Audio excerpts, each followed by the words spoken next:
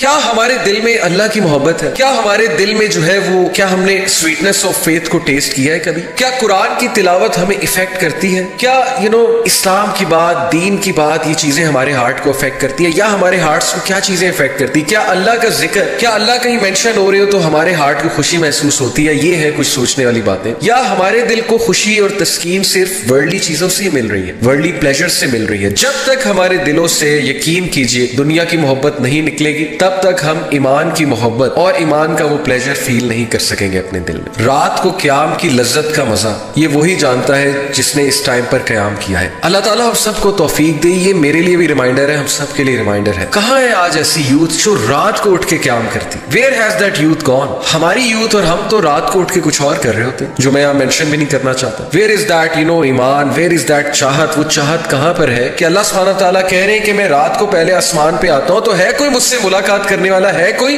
جو مجھ سے اپنے پرابلم شیئر کرنا چاہتا ہے کوئی جو مجھ سے مانگنا چاہتا ہے. And on that exact same time what are we doing? We سے مراد ہے کہ مطلب کہ ہمارا جو معاشرہ ہے، ہماری سوسائٹی میں جو ینگسٹرز ہیں اور جو سب لوگ ہیں، سارے گناہوں کے اعمال تو رات کو ہوتے ہیں. تو اگر رات کو آپ کو قیام میں کھڑے ہونے کی توفیق نہیں اور دن میں روزہ رکھنے کی توفیق نہیں ہے، کہ میں یوتھ سے بات کر رہا ہوں، تو پھر know that you are deprived. آپ ڈپرائیوڈ ہیں. کس چیز سے ڈپرائیوڈ ہیں؟ بہت بڑی بلیسنگ سے ڈپرائیوڈ ہے، بہت بڑی نعمت سے ڈپرائیوڈ ہے، بہت بڑے ٹریجر سے ڈپرائیوڈ ہے. یہ ٹریجر ہے، ٹریجر. جس یوتھ کے ہاتھ یہ ٹریجر لگ گیا، جوانی میں لگ گیا جس شخص کے ہاتھ یہ ٹریجر، تو پھر اللہ اکبر، وہ یوتھ، وہ جوان ہیرا ہوگا، ہیرا ٹریجر ہوگا. وہ ہمسیلف وہ ایک یا ہر سیلف ایک ٹریجر ہوگا. تلاش کیجئے ایسی یوتھ کو، اور ایسی یوتھ ہے. آئی نو سچ یوتھ، آئی نو سچ یوتھ. قرآن حافظ ہے، رات کو قیام کرتے ہیں، قرآن دہراتے ہیں، فاسٹنگ بھی کرتے ہیں. May Allah bless them. May Allah increase such youth everywhere. These are the change makers, the real ones. And then Ibn al-Jawzi کا میں ایک کوٹ آپ کے سامنے رکھتا ہوں. Ibn al-Jawzi is also one of the great Salaf. He said, if you want to know how you stand before the king, اگر تم جاننا چاہتے ہو کہ تم کنگ کے سامنے تمہارا کیا سٹیٹس ہے، اللہ کے سامنے، where do you stand؟ ہم کہتے ہیں نا کہ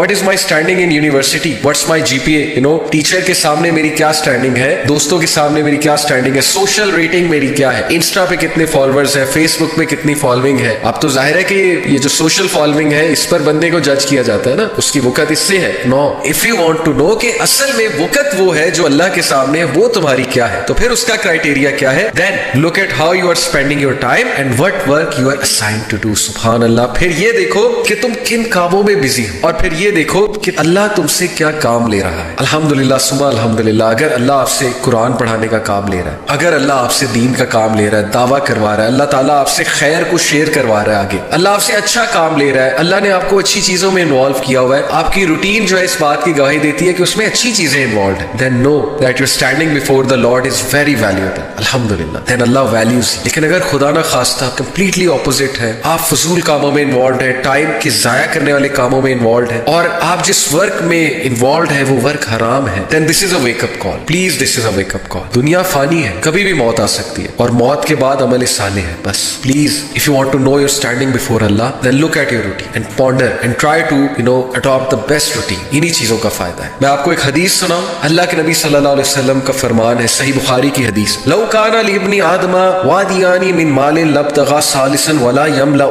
جوف ابن آدم الا التراب. بیوٹیفل حدیث. دس sincere advice comes from the most sincere man on earth. اللہ کے نبی سے زیادہ سنسیئر کوئی نہیں ہو سکتا آپ کے ساتھ. So he is saying, if the son of Adam, that is the human being, had 2 valleys of money, he would wish for a third. For nothing can fill the belly of Adam's son except turab, except dust. یہ حرص کہاں لے جائے گی ہمیں؟ ایک چیز خریدی، دوسری خریدنے کی چاہت، وہ خریدی، تیسری خریدنے کی چاہت، چوتھی خریدنے کی چاہت، ایک کار آ گئی، دوسری کار لینے کی چاہت. Where will this all end? Nowhere. In this age of consumerism, videos میں، ایڈورٹیزمنٹس میں، ہر جگہ ہمیں گلیمر، فیشن، برانڈز دکھائے جا رہے ہیں. Where will this all end? Insta پہ برانڈز ہی برانڈز ہیں، فیشن ہی فیشن ہے، پکچرز ہی پکچرز ہیں. کبھی بھی یہ حرص ختم نہیں ہوگا. ہم چلتے جائیں گے، تھک جائیں گے. We will only be wanting more. Endless road. Dead end ہے. Trust me, dead end. And Allah forgives him who repents to him. یہ حدیث کا اگلا حصہ ہے کہ اللہ اس کو معاف کرتے جو اس سے ریپینٹ کرتے ہیں. کیونکہ اس حرص میں، اس گریڈ میں، اس لالچ میں ہم بہت آگے چلے جاتے ہیں. ہم وہ کام کرتے ہیں جو انسان کو زیب نہیں دیتا. ہم فیم کے لیے،